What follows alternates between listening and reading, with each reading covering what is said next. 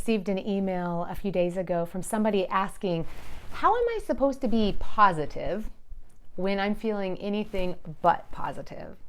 The email went on to say, I feel depressed, I have no energy, I'm actually have a lot of anxiety in my life, and yet I know that I'm supposed to leave people feeling more positive, but I don't know any jokes, and it feels like it takes too much energy to put a smile on my face and pretend I'm happy when I'm not. What advice do you have?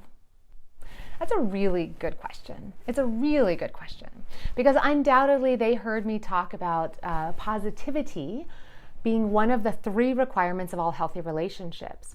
And every time I talk about that, I try to make sure that we're clarifying that positivity does not mean that you have to act positive or feel positive or only say positive things. Rather, positivity speaks to having positive feelings between the two of you.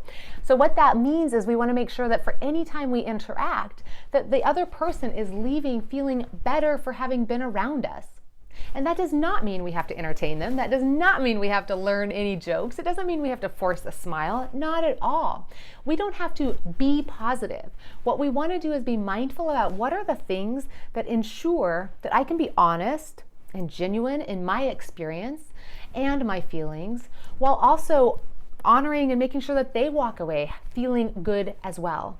And so I want to give a couple of tips for in this series. I'm going to do a series on how to do the 3 requirements when we're feeling anything but. And this one is on how to express and create positive feelings when we feel negative feelings. And so the first tip I want to just say is we want to be genuine in our own feelings.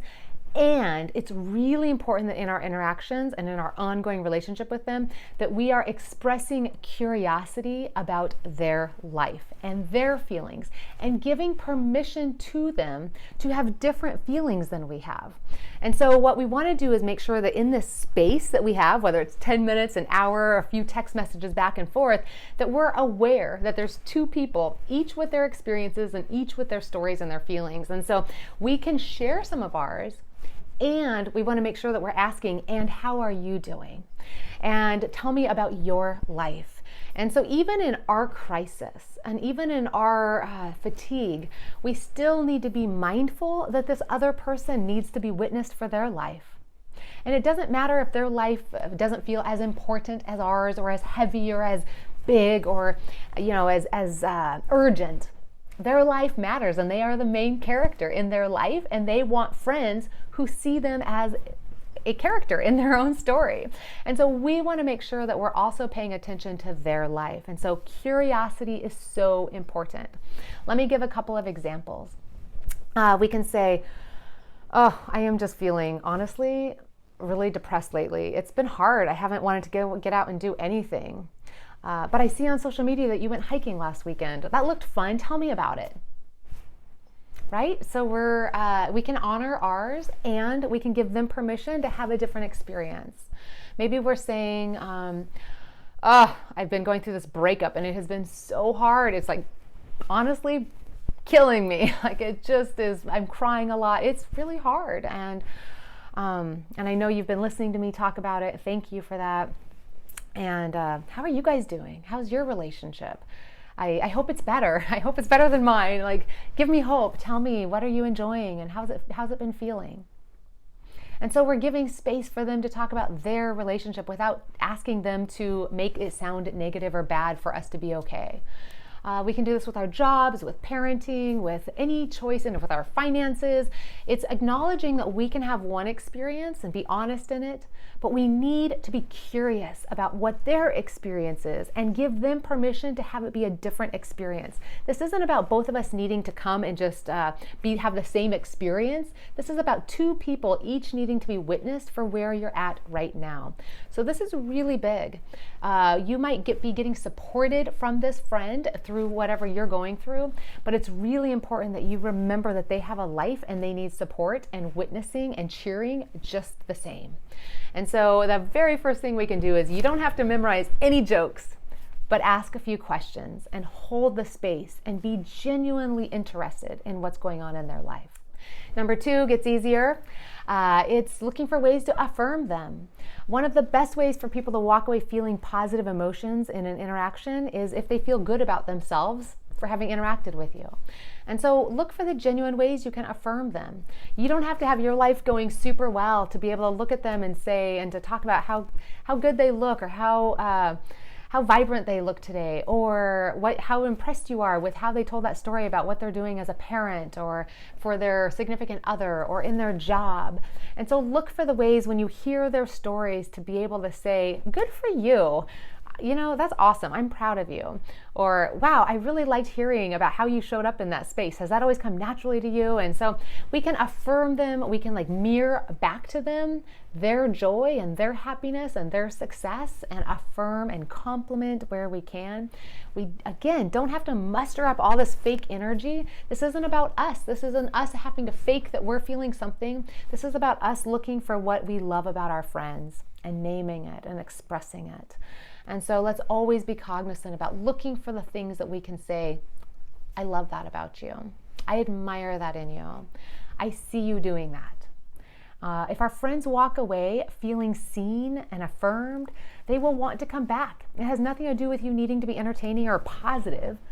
They want to just be witnessed and loved by you. And so express that in whenever you can, however you can.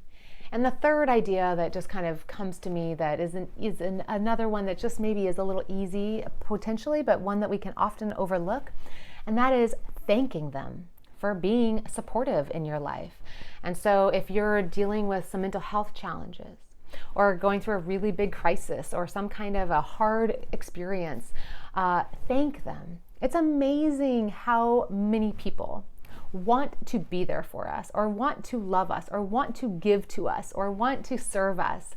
But they can feel resentful on the back end, not because they gave, but if they don't feel like it's being appreciated.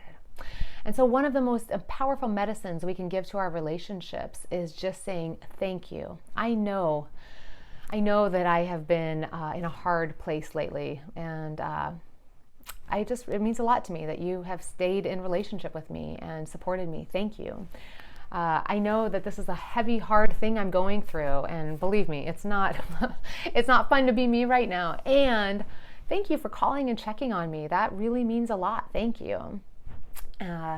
Thank you. I know I just kind of, dumped a lot of stuff on you, and that was a lot, and I want to make sure that I'm not always dumping on you, but thank you for listening. It means a lot. Thank you. It felt good to talk to somebody about that. So thank you for being a good listener, and I really appreciated your perspective.